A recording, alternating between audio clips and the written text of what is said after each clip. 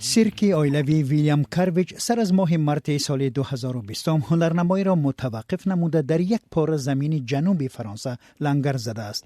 شیر و ببر و دیگر حیوانات وحشی در قفس‌های تنگ روزشان را سپری می‌کنند و خیمه بزرگی باز نشده است.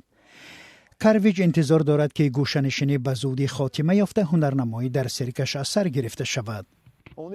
ما پایه فرهنگ هستیم. ما اولین نمایش می باشیم که در حیات خود می بینیم.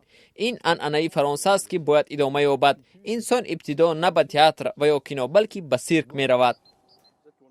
در دوره پاندمی دولت فرانسه برای دستگیری صاحبکاران میلیاردها یورو کمک پولی تخصیص داد، ولی کارویچ خود را از این یاری‌ها بی‌نصیب می‌شمارد. در دوره کرانتین بهاری او برای هر حیوان روزانه 2 یورو به دست می آورد که کافی نبود.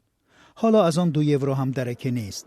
بر علاوه پارلمان فرانسه پیشنهاد گروه‌های حامی حقوق حیوانات را بررسی دارد که در حال تصویب قدم به قدم در دوام 5 سال استفاده حیوانات وحشی در سیرک‌ها را منع خواهد کرد. به قول کارویچ این پیشنهاد کسب او، حیوان‌هایش، ساختار و اصلا سیرک‌های سیار فرانسه را از بین می‌برد. دختر کارویچ کاساندرا تمام حیاتش را در سیرک گذرانده است. او اتهام معامله ناروا با حیوانات وحشی را قبول ندارد و تاکید می‌کند که این حیوانات مثل عضو عائله هستند و اکنون گروه می‌خواد آنها را پراکنده کند.